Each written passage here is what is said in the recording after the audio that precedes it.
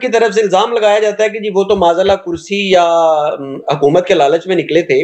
دیکھیں کتنی حیرت انگیز بات ہے کہ 5-6 مہینے ایک بندہ اتنی غور و فکر کرتا ہے, وہ حالات کا جائزہ لیتا ہے, اور یہ الزام لگا دینا. اس سارے سر سینیریو کو ذرا اپنے لفظوں میں اگر آپ بسم اللہ سر. مجھے آپ کے سوال سمجھ نہیں آئی, دوبارہ تکرار کریں سوال کا. سوال سر یہ ہے کہ امام حسین کا مقصد کیا تھا نکلنے کا؟ ہاں عرض یہ ہے کہ میں وہ بتاتا ہوں آپ کی خدمت میں. اس مغیرہ بن شعبہ کے متعلق ایک اور بات آپ کی خدمت میں کی. عمر کے زمانے میں ایک کوفہ کا اس کو گورنر بنایا تھا عمر صاحب نے, اور ام جمیل ایک صحابیہ تھی, وہ خود بھی صحابیہ, ٹھیک ہے, اور وہ ایک صحابی کی بیوی بھی تھی.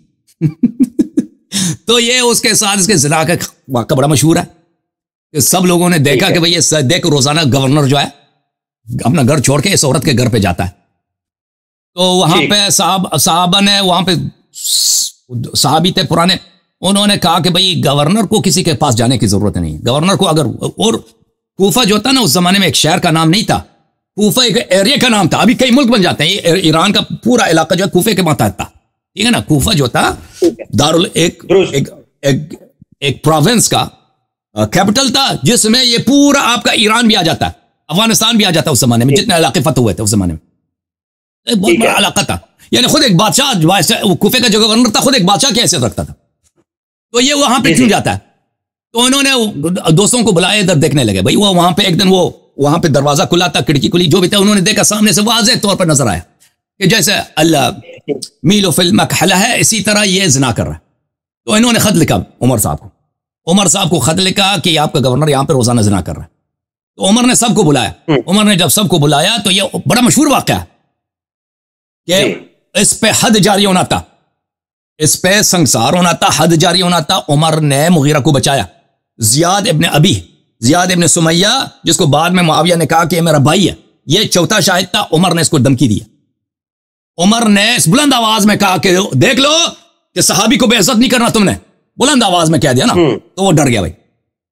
جب خود خلیفہ وقت جو امپرر تھا اس زمانے میں, بہت بڑا امپرر تھا, اتنے دنیا میں سب سے بڑا ملک, وہ کہتا ہے کہ آپ شہادت نہ دیں. تو اس نے شہادت نہیں دی. اس نے کہا میں نے دیکھا کہ بھئی وہ سانس زور زور سے سانس لے رہا تھا اور آگے پیچھے ہو رہا تھا, لیکن میں نے وہ اس کی جو حالت ہے اس میں داخل ہوتے نہیں دیکھا.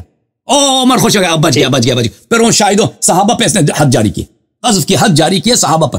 یہ مغیرہ بن شعبہ کی کہانی ہے, اور یہ عمر کے متائن میں سے ہے کہ اس نے اللہ کا حد جاری نہیں کیا مغیرہ پر.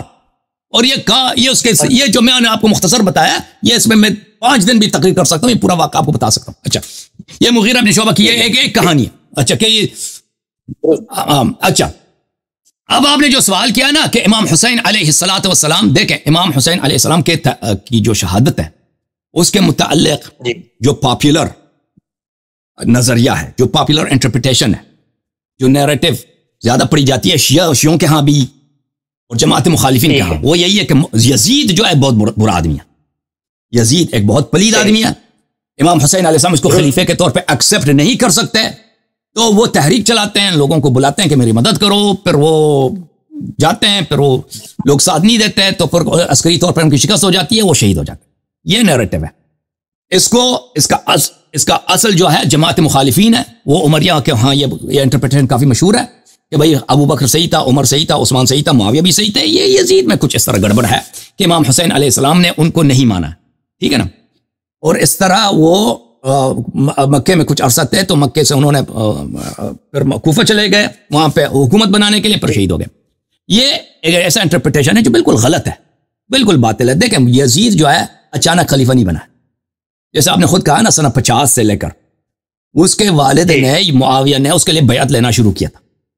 امام حسین علیہ السلام کے ہاں بالکل ان کا اپنا خط, امام حسین کو بخوبی پتہ تھا کہ بہت سارے صحابہ نے یزید کے ساتھ بیعت کیا, اکثر لوگوں نے بیعت کیا, جتنے صوبے کے گورنر ہیں انہوں وہ سب وفادار ہیں یزید کے. یعنی اگر معاویہ مرتا ہے, یزید اس کی جگہ تخت پہ بیٹھتا ہے, تو کچھ نہیں ہوتا, یعنی کچھ بھی نہیں ہو, کوئی بڑی سیاسی زلزلہ نہیں آتا, کیونکہ پہلے ہی سے وہ سب جو ہے معاویہ نے وہ پریپریشن کیا ہے کہ اس کے مرنے کے بعد یزید کو بغیر کسی مشکل کے حکومت ملے. اور امام حسین علیہ السلام کا خط احتجاج میں وہ معاویہ کو خط لکھتے ہیں اور کہتے ہیں کہ دیکھو میں تمہارا, جو لوگ تمہیں چغلی لگاتے ہیں کہ میں نے یہ کیا وہ کیا, یہ چغلی, آپ کی جاسوس بہت جھوٹے لوگ ہیں, میں نہ آپ کا جنگ چاہتا ہوں اور نہ آپ اس کا مخالفت کرنا چاہتا ہوں. امام حسین علیہ السلام فرماتے ہیں. اور پھر اس کے باوجود کہ تم نے یہ جرائم کیے, جرائم گننا شروع کرتے ہیں کہ حجر ابن عدی کو آپ نے شہید کیا، عمرو ابن حمق خزائی کو آپ نے شہید کیا، زیاد ابن سمیہ کو تم نے اپنا بھائی بنایا، اور زیاد ابن سمیہ نے کتنے بے گناہ لوگوں کو شہید کیا، اور پھر یمن میں جو حضرمی حضرات تھے ان کا قتل عام تم نے اسی لیے کیا کہ علی علیہ السلام کے عقیدے پر ہیں۔ زیاد نے تمہیں خط لکھا کہ یہاں پہ یہ حضرمی والے جو ہیں یہ علی علیہ السلام کے ابو تراب کے عقیدے پر ہیں، تم نے خط لکھا کہ جو بھی ابو تراب کے عقیدے پر ہیں ان سے محبت کرو، ان سب کو قتل کرو، اور تم نے ان سب کو قتل عام کر دیا، حالانکہ ابو تراب کا عقیدہ وہی اب عقیدہ ہے جو رسول اللہ صلی اللہ علیہ وسلم کا عقیدہ ہے، اور تمہیں زبردستی اس عقیدے میں تمہیں داخل کرایا گیا تھا۔ اور اس کے بعد امام حسین علیہ السلام کے جرائم کی بڑی لسٹ اس کے بعد کہتا ہے اور تم یزید کو اپنا جانشین بنانا چاہ رہے ہو۔ جس خط میں امام حسین علیہ السلام کہتے ہیں کہ میں تمہارا جنگ نہیں چاہتا، تمہاری مخالفت بھی نہیں کروں گا، اسی میں وہ لکھتا ہے کہ تمہارے جرائم میں یہ بھی شامل ہے کہ تم یزید کو جو تمہارا فاسق بیٹا ہے، شراب پیتا ہے اور کنیز بازی کرتا ہے، تم اس کو اپنے بعد خلیفہ بنانا چاہ رہے ہو، اس کے لیے بیعت لے رہے ہو۔ تو یزید اچانک طور پہ نہیں آیا، یزید وہ امام حسین علیہ السلام کو پہلے سے پتا تھا کہ یہ بنی امیہ، دیکھیں امام حسین علیہ السلام کا سیرہ وہی ہے جو امام حسن علیہ السلام کا، جو امام علی علیہ السلام کا ہے، جو امام علی علیہ السلام نے خلفاء کے خلاف تلوار نہیں اٹھایا، امام حسن علیہ السلام نے خلفاء کے خلاف تلوار نہیں اٹھایا، خود امام حسین علیہ السلام نے معاویہ کے خلاف تلوار نہیں اٹھایا۔ امام حسین علیہ السلام مدینہ میں شہید ہو جاتے، ام سلمہ نے جب ام سلمہ کے پاس جب وہ گئے خدا حافظی، ام سلمہ کو جب پتا چلا کہ یہ نکل رہے ہیں مدینے سے، یہ مقاتل میں موجود ہے، بلایا کہ بیٹے ادھر آ جاؤ۔ وہ ام سلمہ رضی اللہ عنہ رسول اللہ صلی اللہ علیہ وسلم کی بہت ہی محترم خاتون ہے، بہت با ایمان خاتون ہے، اہل بیت علیہ السلام کے بہت چاہنے والے، اور انہوں نے امام حسین علیہ السلام جب ننھے تھے، چھوٹے تھے، تو ام سلمہ رضی اللہ عنہ نے ان کی خدمت بھی کی تھی پرورش میں، امام حسین علیہ السلام کے بچپن میں خدمت بھی کی تھی پرورش میں، تو ایک طرح سے ان کی ماں کی حیثیت بھی رکھتے ہیں امام حسین علیہ السلام کے لیے۔ تو امام حسین علیہ السلام کے پاس گئے تو ام سلمہ رضی اللہ عنہ نے یہی کہا تھا کہ آپ یہاں سے نکل رہے ہیں تو آپ عراق نہ جائیے، یہاں سے عراق نہ جائیے، تو اس لیے کہ رسول اللہ صلی اللہ علیہ وسلم نے مجھے عراق کی مٹی دی ہے، کربلا کی مٹی دی ہے، یہ بوتل میں میرے پاس ہے، اور فرمایا کہ آپ وہاں شہید ہو جائیں گے اور یہ خون میں تبدیل ہوگا۔ تو امام حسین علیہ السلام کے جملے یہی ہیں کہ میں اگر نہ بھی جاؤں تو یہیں پہ شہید ہو جاؤں گا، میں نہ بھی جاؤں یہیں پہ شہید ہو جاؤں گا۔ امام حسین علیہ السلام کا وصیت موجود ہے مقتل ابی مخنف میں اپنے بھائی محمد حنفیہ کو، کہ فرماتے ہیں کہ اے بھائی میں مکہ، یہاں سے مکہ چلا جاؤں گا، اور اگر مکہ میں مجھے امن ملے، مکہ میں محسوس کروں کہ یہاں پہ مجھے امن ہے، میرے لیے خطرہ نہیں، تو میں وہیں پہ اقامہ کروں گا۔ اور مدینہ سے نکلتے وقت کس آیت کی تلاوت کیا میں نے بتایا، وہ حضرت موسیٰ علیہ السلام کی جو فرعون سے اپنی جان بچا کے جا رہے ہیں۔ تو امام حسین علیہ السلام یہ نہیں تھا کہ یزید کہ اگر وہ بیعت کرتے یا یزید کو خلیفہ مانتے تو ان کو رہنے دیتے۔ میں نے آپ کی خدمت میں عرض کیا کہ بنی امیہ کبھی مسلمان نہیں ہوا، اور یزید کے اپنے اشعار ہیں، عبداللہ بن زیاد کے اپنے اشعار ہیں، لیت اشیاخی ببدر شہیدو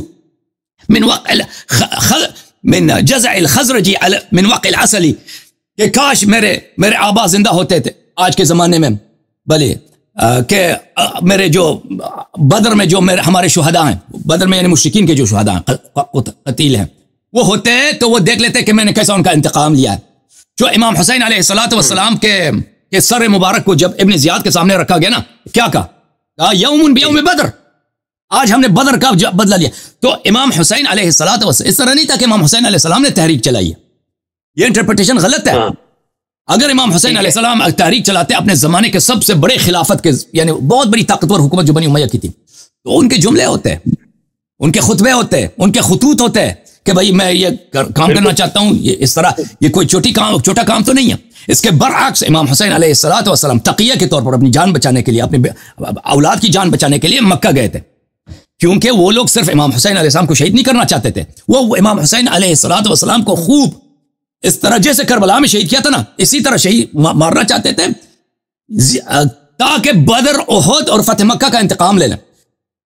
زیاد ابن سمیہ کا خط عمر بن سعد کے لیے کہ دیکھو میں نے تمہیں اتنا فوج بھیجا ہے، آج کے بعد یہ مزید اتنے ہزاروں کی تعداد میں فوج تیرے پاس ہے، اور تیرے پاس کوئی عذر نہیں ہے۔ حسین علیہ السلام کے پاس اتنے کم سپاہی، تم ان کے ساتھ شکست نہ دو، تیرے پاس کوئی عذر ہی نہیں ہے۔ آج کے بعد ایک قطرہ پانی اس کے پاس نہ جائے، کیونکہ عثمان کو پیاسا مارا گیا تھا۔ عثمان کو یہ انہوں نے جو پروپیگنڈا کیا تھا نا کہ اہل بیت علیہ السلام نے عثمان کے قتل میں بھی ان کا ہاتھ ہے، امام علی علیہ السلام کا، حسن حسین علیہ السلام کا عثمان کے قتل میں ہاتھ ہے، عثمان پیاسا مرا ہے، تو عثمان کے مقابلے میں اس کو پانی نہ دیا جائے، یہ ان کا خط ان کا اپنے کتب تاریخ میں موجود ہے مخالفین کے. اور پھر اس نے مزید خط لکھا، کہا کہ جب حسین علیہ السلام شہید ہو جائیں تو ان کو ٹکڑے ٹکڑے کرنا، آپ نے مسلح کرنا اور ان کے جسد شریف پہ گھوڑے دوڑانے. اور پھر ابن زیاد نے یہ بھی لکھا، ابن زیاد کون ہے میں آپ کو بتاؤں، عبید اللہ ابن مرجانہ،